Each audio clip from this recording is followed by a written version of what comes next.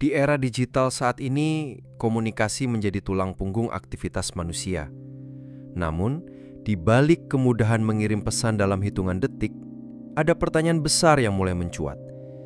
Siapa yang mengendalikan data kita?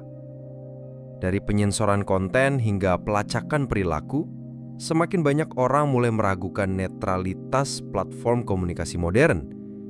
BitChat hadir sebagai jawaban dari keresahan tersebut. Bukan hanya sebagai aplikasi baru, tetapi sebagai ide besar tentang kebebasan berbicara dan kedaulatan digital. Diprakarsai oleh Jack Dorsey, proyek ini mencoba mendobrak dominasi sentralisasi dan menciptakan ruang komunikasi yang lebih terbuka dan mandiri. Untuk memahami apa sebenarnya BitChat dan mengapa ia diciptakan, kita perlu melihat lebih dekat ke tokoh di baliknya dan ide-ide yang memicunya.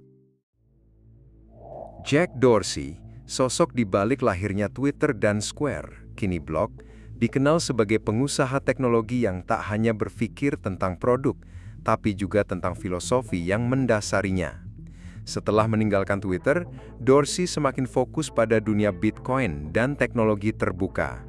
Salah satu gagasan barunya yang paling menarik perhatian adalah BitChat, aplikasi perpesanan eksperimental yang dirancang untuk bisa berfungsi tanpa internet. Visi ini bukan muncul tiba-tiba. Di tengah meningkatnya kekhawatiran global tentang privasi dan pengawasan digital, aplikasi seperti WhatsApp dan Telegram mulai dipertanyakan. Seberapa aman sebenarnya komunikasi kita? Disinilah Dorsey melihat celah. Ia ingin menciptakan ruang komunikasi yang tak bergantung pada server terpusat, tak bisa disensor, dan tak bisa diawasi. Inspirasi BitChat salah satunya datang dari makalah Mike Masnick tentang protokol komunikasi terbuka yang memungkinkan pengguna berinteraksi tanpa harus terikat pada satu platform tertentu. Selain itu, protes Hong Kong tahun 2019 memberikan pelajaran penting. Saat internet dipadamkan, warga beralih ke aplikasi seperti BridgeFi yang bekerja lewat Bluetooth dan Mesh Network. BitChat ingin membawa konsep ini lebih jauh, menggabungkan desentralisasi, enkripsi, dan kemungkinan komunikasi di luar jangkauan infrastruktur tradisional. Bagi Dorsey, BitChat bukan sekedar aplikasi. Ini adalah perwujudan dari kepercayaannya pada kebebasan berbicara, privasi, dan dunia digital yang tidak dikendalikan oleh segelintir perusahaan raksasa. Sebuah visi radikal, tapi semakin relevan di zaman sekarang. Salah satu momen yang paling memengaruhi lahirnya ide BitChat adalah demonstrasi besar-besaran di Hong Kong pada tahun 2019. Saat itu, ribuan warga turun ke jalan untuk memprotes campur tangan pemerintah Tiongkok. Namun yang menarik, bukan hanya semangat protesnya, melainkan bagaimana mereka tetap bisa berkomunikasi saat jaringan internet dibatasi atau dipadamkan. Alih-alih menggunakan WhatsApp atau aplikasi konvensional, para demonstran beralih ke BridgeFi, aplikasi berbasis Bluetooth yang memungkinkan pesan menyebar dari satu perangkat ke perangkat lain secara mesh tanpa butuh koneksi internet. Ini menunjukkan bahwa komunikasi tetap bisa terjadi di luar infrastruktur yang biasa kita andalkan. Kejadian ini membuka mata banyak pihak, termasuk Jack Dorsey, akan pentingnya sistem komunikasi yang tahan sensor. Hong Kong menjadi bukti bahwa akses informasi bisa menjadi senjata melawan represi, dan teknologi desentralisasi bisa jadi kunci. BitChat mengambil inspirasi langsung dari situasi ini, menciptakan platform yang bisa tetap berjalan bahkan ketika dunia di sekitarnya mencoba membungkam. Di balik kesederhanaan tampilannya, BitChat didukung oleh fondasi teknologi yang kompleks dan visioner. Aplikasi ini dibangun dengan prinsip desentralisasi sejati, tanpa server pusat, tanpa database sentral, dan tanpa jalur komunikasi tunggal. Salah satu teknologi kuncinya adalah mesh networking, yaitu sistem di mana perangkat pengguna saling terhubung langsung, membentuk jaringan dinamis yang bisa berjalan tanpa internet. Selain itu, BitChat dirancang untuk bisa terintegrasi dengan protokol keuangan seperti Bitcoin dan Lightning Network, membuka peluang komunikasi yang disertai transaksi mikro tanpa perantara. Enkripsi end-to-end menjadi standar, menjaga agar pesan hanya bisa dibaca oleh pengirim dan penerima. Karena tidak bergantung pada infrastruktur tradisional, BitChat tetap bisa beroperasi dalam situasi ekstrim, saat internet dibatasi, disensor, bahkan saat listrik padam secara lokal. Kombinasi antara privasi, kemandirian, dan ketahanan inilah yang membedakan BitChat dari aplikasi perpesanan pada umumnya. Ini bukan cuma soal chatting, ini soal bertahan di era pengawasan digital.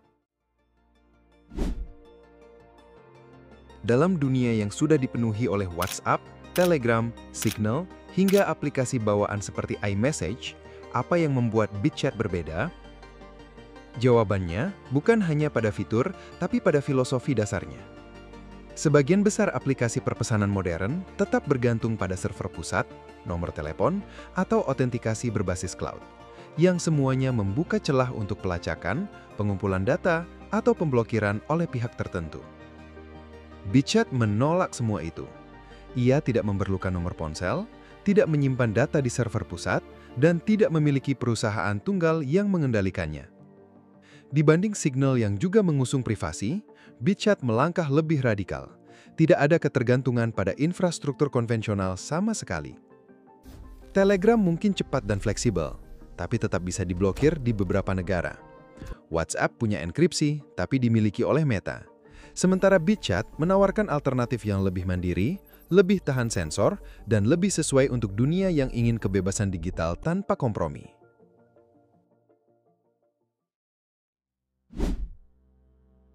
BitChat adalah aplikasi chat berbasis mesh Bluetooth. Tiap perangkat Bluetooth biasanya hanya menjangkau puluhan meter, sedangkan hambatan fisik dan interferensi mempersingkat jarak ini. Tanpa perangkat relay di sekitar, pesan sulit menjalar jauh. BitChat menggunakan jaringan mesh untuk memperluas jangkauan, tetapi efektivitasnya tergantung kepadatan pengguna di area tersebut. Jika node terlalu sedikit, jaringan terputus, dan pesan harus melompat antar perangkat Bluetooth, memicu latensi tinggi dan penyebaran data lambat. Meski begitu, BitChat tetap berpotensi sebagai saluran komunikasi darurat. Aplikasi pesan mesh Bluetooth serupa telah dipakai dalam protes atau bencana ketika internet padam. BitChat didesain untuk situasi darurat, sehingga bisa menjadi jalur pesan alternatif saat pemadaman internet massal atau krisis politik.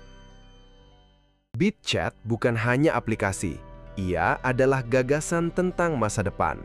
Sebuah dunia di mana komunikasi tidak dimonopoli, tidak disensor, dan tidak dimanfaatkan untuk kepentingan tersembunyi.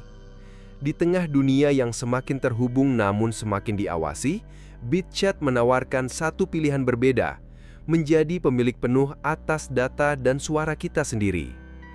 Jack Dorsey bikin BitChat bukan buat saingan sama aplikasi chatting besar, tapi lebih ke ngajak kita mikir ulang, sebenarnya kita beneran bebas nggak sih kalau ngobrol online?